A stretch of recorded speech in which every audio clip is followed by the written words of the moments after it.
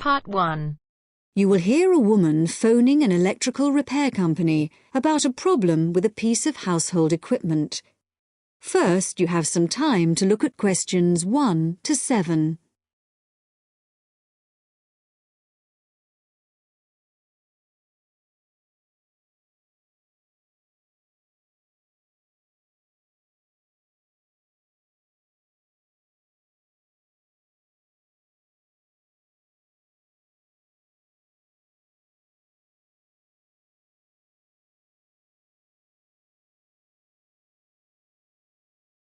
Now we shall begin.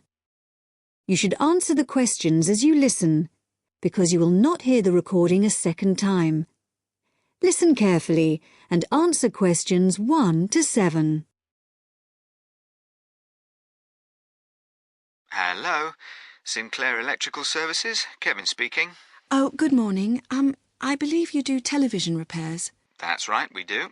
Well, my television's not working, but I don't have a car. Can you come round to see it? That shouldn't be a problem. Good. Can I just take a few details then? Certainly. So, if I could start with your name? Yes, it's Mrs. Douglas. Douglas? It's double S at the end, actually. OK, and the address? 135 Park Hill Avenue. In Somerton? That's right.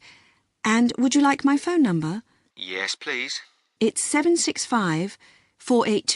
428? No, 82. OK, right. So, what's the problem with the television? Low volume. Even when you turn it up to maximum, it doesn't seem to make much difference. I mean, it's quite an old TV, but it's always worked perfectly well up to now. And the picture's okay. I did wonder. We had a power cut a couple of days ago, and it's not been right since then. I don't know if that could have affected it. It certainly might have something to do with it. Anyway, I'll come over and have a look. Can you tell me the make and model number by any chance? The number will be on the back of the TV.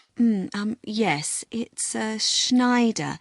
That's SCHNEIDER. And the model number's, let me see. Yes, it's SVV5002. Right. Is that a fairly recent model? Not really. I got it 7 years ago. I remember the date because it was the year after I moved into this house, and that was 8 years ago. I hope you can fix it. I really don't want to buy another one. Before you hear the rest of the talk, you have some time to look at questions 8 to 10.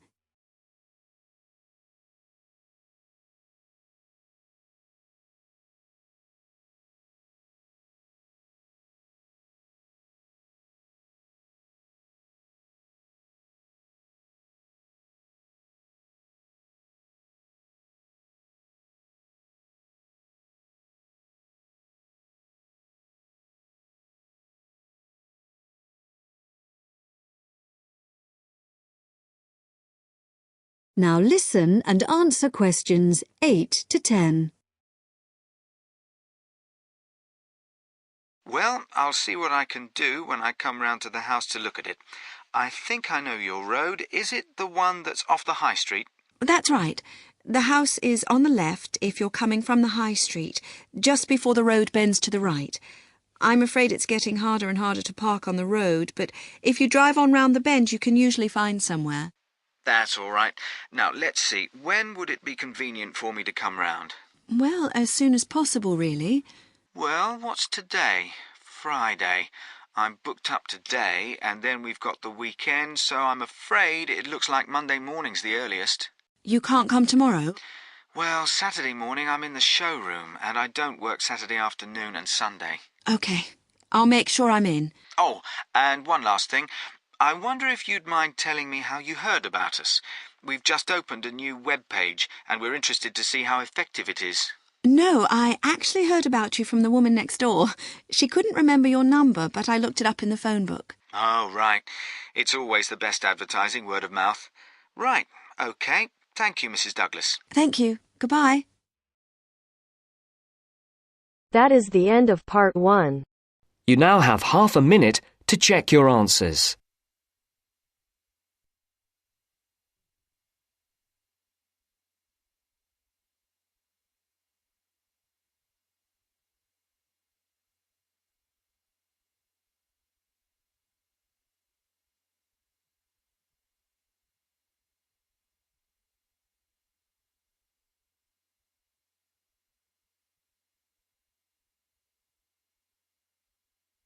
Now turns to part 2. Part 2.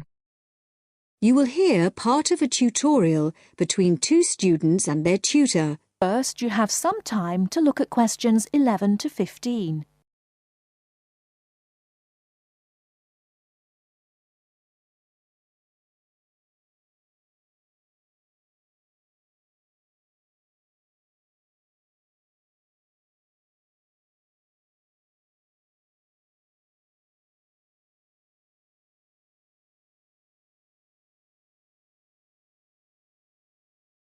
Now, listen carefully and answer questions 11 to 15. Dr. Barrett? Sammy, come in. Is Irene with you? Yes. Good. Sit down. Right, we're looking at how far you've got with your research project since we last met. You decided to do a survey about computer facilities at the university, didn't you? That's right. We decided to investigate the university's open access centres and, in particular, the computer facilities.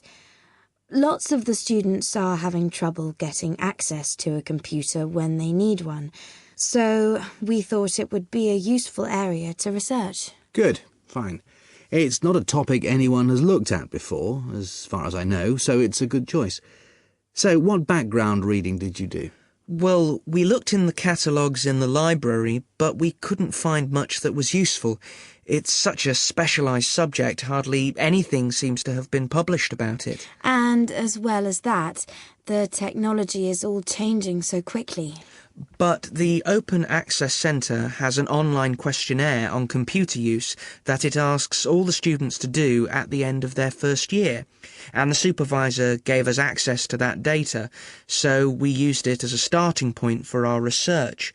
It wasn't exactly what we needed, but it gave us an idea of what we wanted to find out in our survey. Then we designed our own questionnaire. And how did you use it? We approached students individually and went through our questionnaire with them on a one-to-one basis. So you actually asked them the questions? That's right. We made notes of the answers as we went along, and actually we found we got a bit of extra information that way as well, about the underlying attitudes of the people we were interviewing, by observing the body language and things like that.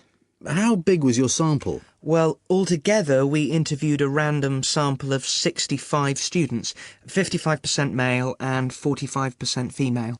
And what about the locations and times of the survey? We went to the 5 open access computer centres at the university and we got about equal amounts of data at each one. It took us 3 weeks. We did it during the week, in the day and in the evenings. Not the weekends? No. So presumably your respondents were mostly full-time students? Yes. Oh, you mean we should have collected some data at the weekends from the part-time students? We didn't think of that. OK, it's just an example of how difficult it is to get a truly random sample. So, how far have you got with the analysis of results? Well, everyone agreed there was a problem, but we're more interested in what they think should be done about it. The most popular suggestion was for some sort of booking system. About 77% of the students thought that would be best, but there were other suggestions. For example, about 65% of people thought it would help if the opening hours were longer, like 24 hours a day.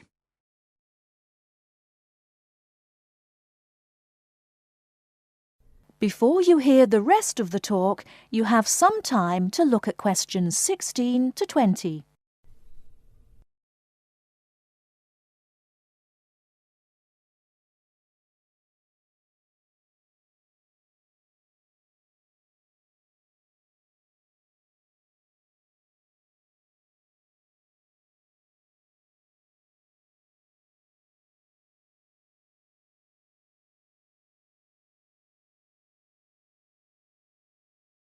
Now listen and answer questions 16 to 20. So, what other suggestions did people come up with? Well, actually, the main reason why people can't get to a computer is because so many students are using them for personal emails or just surfing the web. So one solution would be to have some computer rooms for recreational use and some for people to do serious work in. The trouble is, quite often people do their work, then they want to check their emails. And it would be a nuisance if you had to get up and go to another room and log on again just for that. Another problem is that during the day, tutors book whole blocks of computers for complete sessions, so several people said there should be restrictions on block bookings. But the trouble is, the classes need the computers. There's nothing else they can use. Some people said the whole problem would be solved if the university would just buy more computers, but other people said it might make things better for a bit, but it wouldn't really solve the problem permanently. You can't just solve the problem by throwing money at it. And with the suggestion that the computer room should stay open round the clock, some people did point out that there'd have to be someone around all the time to make sure the equipment didn't get stolen, especially at night. So a booking system seems to be the best suggestion. Yes. Apparently some universities have a sort of queuing system.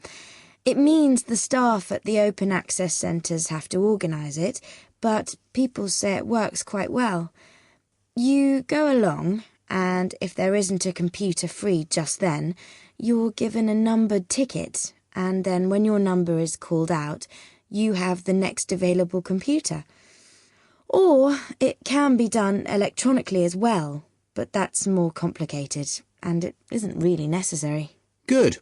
So, now let's discuss. That is the end of part 2. You now have half a minute to check your answers.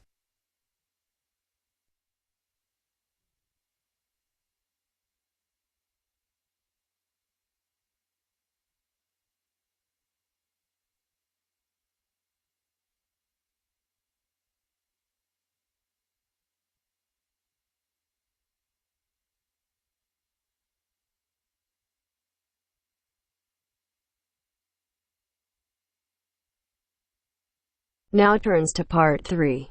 Part 3. You will now hear a radio talk on agricultural regulations. First, you have some time to look at questions 21 to 25.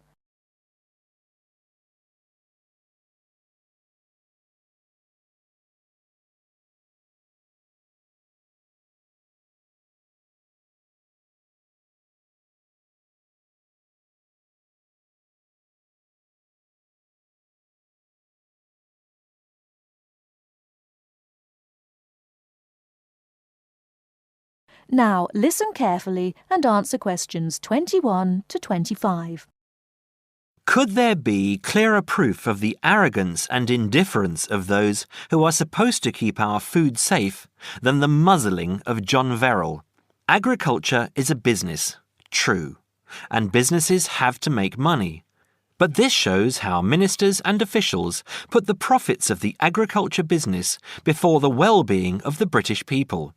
Mr. Verrill, a pharmaceutical chemist, was appointed to represent consumers on one of the many committees that advise the government on food safety.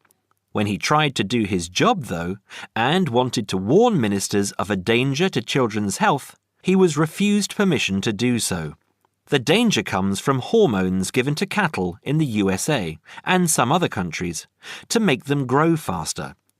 They speed up the animal's development to maturity, thus making meat production more profitable. There have, however, long been fears that the hormones have horrendous effects on the people who eat them, causing diseases as serious as cancer.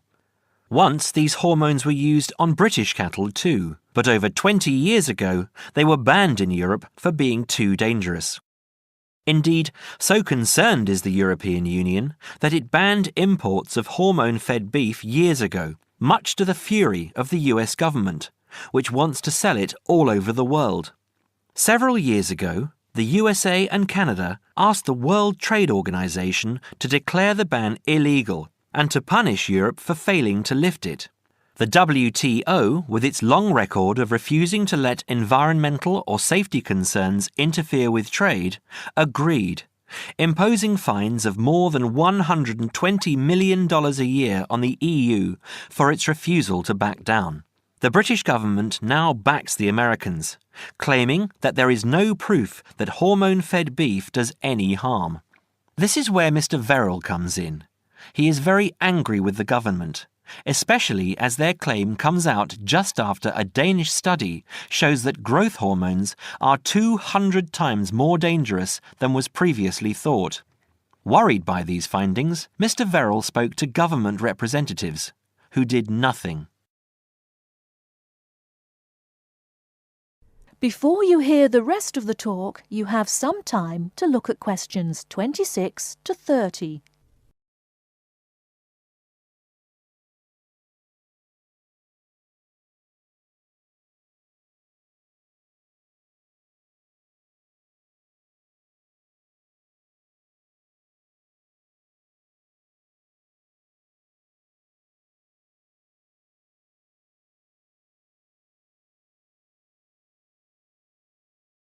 Now listen and answer questions 26 to 30. Not only that, but they have not been testing beef which is imported, which, by law, they are required to do. This directly affects the British public, as about 40% of the beef British people eat comes from abroad, supposedly from countries like Brazil, which does not allow the use of growth hormones. Brazilian beef is stocked by some British supermarkets and widely used in catering. Yet, when a Brazilian farm was recently visited by EU inspectors, a large stockpile of this banned substance was found.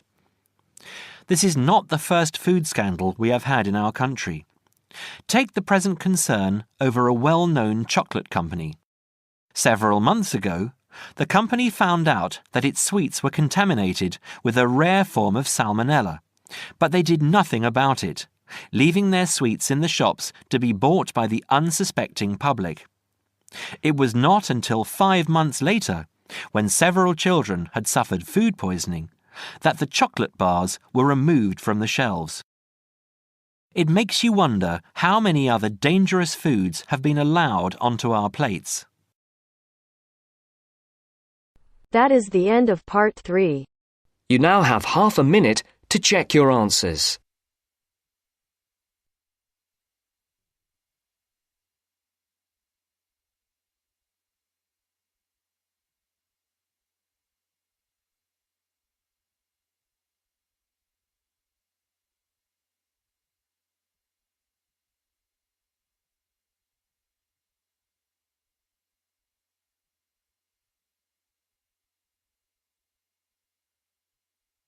Now turns to part 4.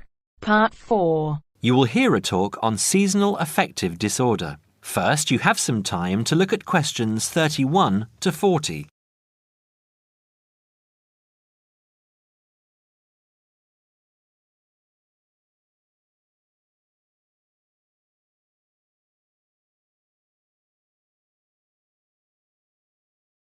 Now listen carefully and answer questions 31 to 40. In the past few years, a new condition has been identified and given a name, SAD, short for Seasonal Affective Disorder. This is now recognized as a distinct kind of clinical depression, where people become depressed at the onset of winter, accompanied by a craving for sweet things, causing weight gain. Each spring and summer would then bring on almost maniacal highs and feelings of boundless energy and happiness. Experiments to combat this depression showed that increased exposure to bright light in humans could suppress their production of a darkness-related hormone called melatonin. The light needed to induce this change was about 2,000 lux, or about 4 times brighter than ordinary household lighting. It was then calculated that if bright light could suppress melatonin secretion, then it might have other effects on the brain, including the reversal of symptoms of depression. While melatonin's precise role in SAD has not been pinned down, the theory led to effective treatment. Not surprisingly, SAD affects more people where winter nights are longer and days shorter. In the UK, an estimated 500,000 adults develop full-blown SAD in winter, and twice this number suffer the milder condition called subsyndromal SAD. About 80% of sufferers improve when given light therapy, and improvement usually comes within 2 to 4 days. Scientists are still unsure why winter depression happens, but more than a decade of research has turned up some surprising findings. Nearly 80% of SAD victims are women. Researchers are uncertain why this is so. SAD can affect people at any age, but typically it begins around the age of 20 and becomes less common between 40 and 50. SAD is comparatively rare in children and adolescents, but so far researchers have been unable to come up with a logical reason for this. As many as half of SAD sufferers have at least one family member with depressive illness, suggesting that the depression has a genetic component. Some patients experience shifts in their body clocks when they're depressed in winter. They are morning people at one time of the year and become evening people at another. What is the underlying difference between SAD sufferers and others? A clue can be found in carbohydrate craving, a common symptom. People often become obsessed with chocolate, for example. Carbohydrates alter brain chemistry by increasing the level of a soothing chemical called serotonin, a neurotransmitter that carries signals between brain cells. SAD sufferers crave carbohydrates because they may need serotonin to lift their mood.